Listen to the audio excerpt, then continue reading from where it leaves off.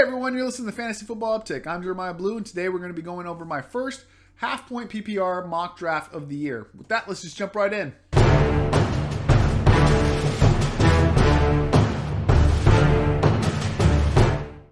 As you can see, I'm drafting number 3. The first guy that came up on my list is Ezekiel Elliott. That's pretty standard across the board. It's McCaffrey and either Saquon or Elliott going 2 and 3. So I'm not going to spend a lot of time talking about that. I'm going to go into that once I get into my top 10 running backs of the year because I want to make this kind of a quick mock draft. Zeke, I love Zeke at this spot. I think next I would probably go Derrick Henry because I'm a huge Derrick Henry guy right now. But Alvin Kamara and Dalvin Cook are obviously both great options, and I'm really high on both Josh Jacobs and Joe Mixon. But Zeke at number 3 is pretty clear for me.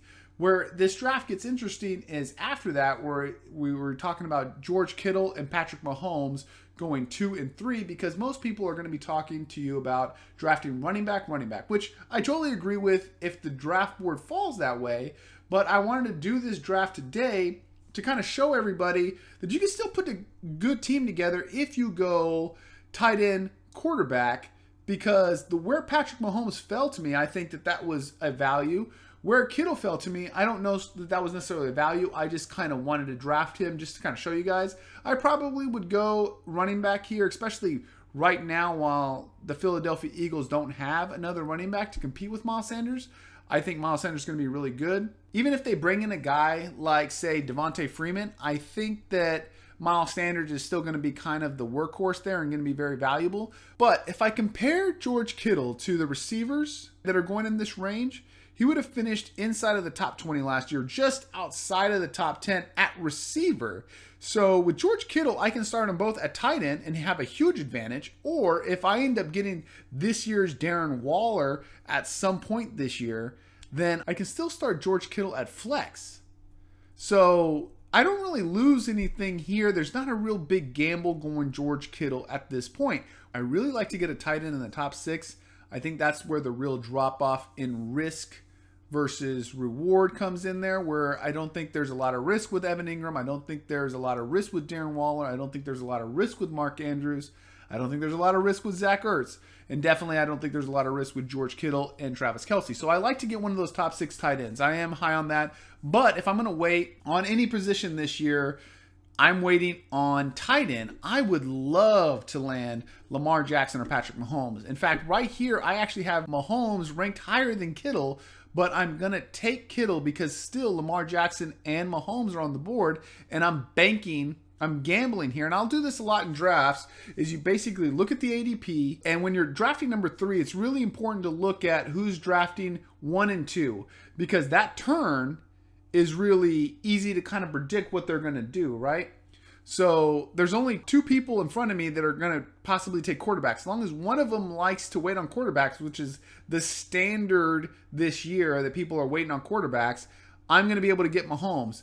If I draft Mahomes at slot number 2, the chances that both of these guys are going to pass on Kittle are pretty slim in my mind, right? So I take Kittle, I gamble, I end up getting Mahomes, even though one of the guys took Lamar Jackson. And then I know a lot of people are talking, okay, first of all, wait on quarterback. There's so many quarterbacks. And it's true. I mean, look at the draft board here. Carson Wentz goes super late. And I love Carson Wentz this year. I would love to have Carson Wentz as my starting fantasy quarterback. But if we look at history, so like 2018, Mahomes was the number 1 quarterback in the league. He scored over 100 more fantasy points than the number 6 quarterback that year.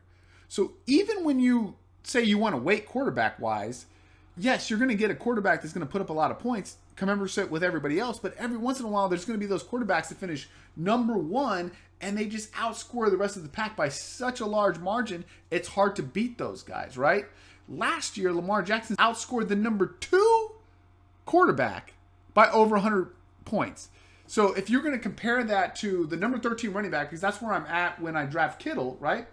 Is I'm 13 running backs in. So I would be the 13th running back. If I'm talking about where I'm drafting Mahomes, I'm going to be the 15th running back. But if we just look at the 13th running back last year, which was Leonard Fournette, 100 points away from Leonard Fournette was the number 46 running back, which was Frank Gore. So essentially, if I take the number 13 running back at this point, the guy that is playing me that drafts Mahomes has to take the number 46 running back to compete with me. And if I end up with the number 6 quarterback and this guy takes Mahomes, then we cancel out. Now, I feel more confident that Mahomes is going to finish as the number 1 or 2 quarterback than I do that any running back that I can draft right now is going to finish as the top 13 running back. So I feel very confident in my decision here because I like Mahomes. Plus, that's a huge gap. I feel like I can replace. I'm going to come up with somebody better than Frank Gore in my next couple of picks as we move on. So maybe the numbers were confusing. But I'm going to do a little bit more of a solid breakdown with slides and everything when it comes to quarterbacks because I do like Mahomes and Lamar Jackson. I'm going to do an in-depth dive on those guys. But just for this draft, I'm just pointing out this is how my team's going to turn out. So let's go to the next pick. I love David Montgomery here because the guy that had the first pick and the guy who had the second pick already had 2 running backs on the list. I actually would have drafted Raheem Mostert here, but Raheem Mostert was lower in ADP. So again, just like I did earlier with Patrick Mahomes, I gamble here to take a guy that I would like and then try to get the guy that I like just a little bit more. Now, it was close enough for me in this scenario, but I take David Montgomery. ADP was lower on Raheem Mostert, so I end up getting Raheem Mostert also. If one of these guys, the guy who's drafting first or second, needed a running back, I probably would have went Mostert here, take the shot that I lost David Montgomery in that scenario. Earlier, I talked about how I drafted George Kittle with the second round pick. Had I not done that, had I gone Miles Sanders, which I really do like Miles Sanders this year, and if I was doing a real draft, depending on what the scoring setting was, I might have gone Miles Sanders over George Kittle in that scenario, or I might have gone Patrick Mahomes and tried to catch a running back on the back end. But if I had done that in that scenario, this is where I probably would have gone tight end because I know none of the tight ends that I want. Remember, I said I wanted a top 6 tight end. So here I am drafting early in the 5th round. I would have had to go tight end. So going Kittle saves me from having to do this. So I pair Mostert with Kittle, whereas if I had gone the other way, I would have probably have Miles Sanders with either Mark Andrews, Darrell Waller. Oh, I'm sorry. Mark Andrews was gone. I would have Raheem Mostert with Darrell Waller, or I'd have Raheem Mostert with Zach Ertz because I would have taken Zach Ertz earlier. So again, I'm pairing my tight ends because I want one of those top 6 guys. That's my draft strategy right now. So since I went Kittle early, I was able to pair a couple of running backs. Where I'm waiting is receivers, which a lot of people are saying that, but like I'm really waiting. Look, I got a quarterback, a tight end, 3 running backs, and now I start going receiver. And in the 6th round, I get AJ Green. This is an absolute steal. In 2018, which is the last year he played 9 games. In those 9 games, he averaged 11.5 fantasy points per game.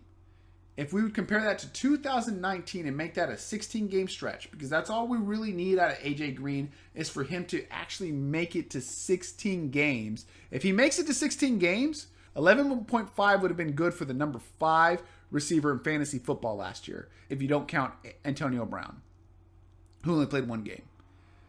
So then we get to Cam Akers. Cam Akers, for me, he's the last workhorse back available. Darius Guice, you can make an argument, but that's about it. All these other guys are in timeshares, right? Or there's just so much risk associated with them, you don't want anything to do with them. Then we come back, and this is why I'm waiting on receiver. Look, I get Will Fuller. I get the number 1 receiver for the Houston Texans. And if you don't think it's Will Fuller and you think it's Brandon Cooks goes the very next pick. So the number 1 receiver for the Houston Texans was available at this pick in round 8, right? Comes back around. This is a guy I really like. I reach according to ADP here because I really, really wanted to get Jamison Crowder. This is less of a I love Jamison Crowder pick and more of a I believe in Sam Darnold pick. The truth is, the Jets were just awful last year from an offensive line standpoint. Le'Veon Bell wasn't the Le'Veon Bell of old because, remember, he had sat out an entire season. And Adam Gase is a garbage coach. Now, obviously, Adam Gase is coming back. Sam Darnold had mono last year, and it took him a little while to get really going after mono. Obviously, he had that great game against the Cowboys, but the 3 games following that, he just looked terrible. But people don't realize this. In the last 8 games of the year for the New York Jets, the Jets went 6-2, right? I think that this year Sam Darnold takes a big step. They really fix the offensive line. I think Le'Veon Bell is out to prove something. The receiving core hasn't got any more dangerous as far as Jamison Crowder goes. And Jamison Crowder essentially accounts for 25% of whatever Sam Darnold puts up. Targets, receptions, and yards. Jamison Crowder is pretty close to 25% in all that. I think Sam Darnold can put up about a 4,000-yard season this year, which means that I equate that to Jamison Crowder putting up about a 1,000-yard season this year, assuming he plays healthy. And remember, Adam Gase does have success with slot receivers if we go back to Jarvis Landry and Wes Welker from the Broncos. So, again, this is somebody that I really like at this spot. I think I can start him and forget him kind of thing. He doesn't have the upside of A.J. Green, which I took earlier. He doesn't have the upside of Will Fuller. But he's a guy that I think has a really high floor, maybe a higher floor than both of those guys. And I love taking him at this spot. Then, at this point, this is where I was kind of like, I see two receivers I really like. They're far down in ADP. I think I can wait. Let me go take a home run shot here with Alexander Madison. We obviously know what's going on with Dalvin Cook, and he possibly can hold out. If he holds out, Alexander Madison's he might be a top 10 running back, and I'm getting him here.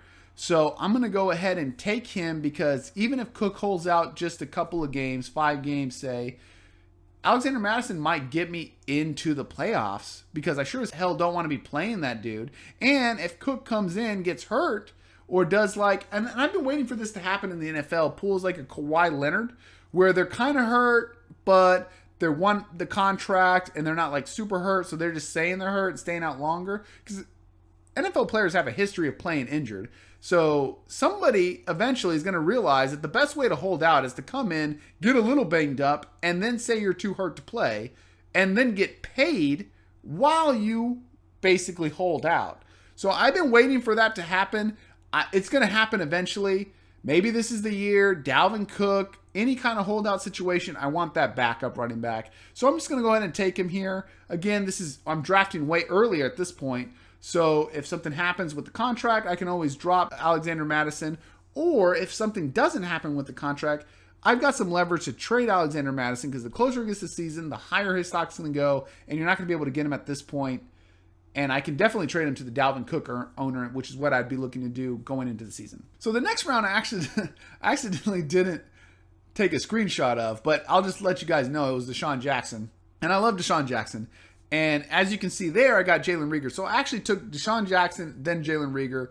And the reason I did that is because similar to what I did with Jamison Crowder, I really have a lot of faith that Carson Wentz is going to take that next step. And he could end up being one of those guys that is approaching that 5,000-yard passing, and if he is, one of his receivers is going to blow up. I think it's Desean Jackson, which is why I took him before Jalen Reagor, but Alshon Jeffrey might start off on the PUP list, and if that's the case, then Jalen Reagor and Desean Jackson are going to be starting next to each other. Not to mention, Desean Jackson has quite a long history of injuries, so if he does get hurt, then Jalen Reagor would step right in that Desean Jackson role. If Desean Jackson's healthy and plays 16 games, I think he's the man. I think this would be a steal if I get him in the next round. And then I get Jalen Reagor just as kind of like a handcuff there. I think somebody's going to be good in that Philadelphia Eagles receiving core. Alshon Jeffrey's gone at this time, but even so, I would rather have Jalen Reagor and Desean Jackson, not in that order. I would rather have Desean Jackson first.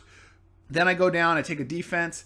And then at this point, obviously, I should probably take a kicker, but I'm just going to wait, take a player that I kind of like, and then drop him for a kicker. So Laviska Shenault, I probably wouldn't take him here. I'd probably take a handcuff, but I wanted to kind of talk about Laviska Shenault just because he went to a Jacksonville Jaguars team that really needs weapons, and there's a lot of talk about how much they don't like Leonard Fournette. I think Leonard Fournette ends up being the workhorse this year, but there is a chance that Laviska Shenault could be the David Johnson type player. He's just as big, just as athletic as Leonard Fournette. So if he ends up playing that third down running back role or gets in the running back rotation while also playing receiver and also playing tight end and doing kick return, he's the guy you're going to want on your fantasy team this year. So I'm going to take him just to kind of see how this plays out. Again, this is probably the guy I end up dropping for a kicker right before the season starts. So that's it for today's show. Let me know what you guys think. Obviously, I took a tight end and quarterback early. Take a look at my roster. Tell me if you think that the strategy worked. If not, tell me what you would have done differently. Obviously, Miles Sanders would have been great. There would have been another spot I could have taken the tight end. We kind of talked about that. Do you think that would have been better to take 2 running backs, nail Miles Sanders in, and maybe drop David Montgomery down, take a tight end at that spot, or take a tight end over Raheem Mostert at that spot? Let me know what you guys think in the comments. Be sure to drop a like and subscribe. Till next time, see ya!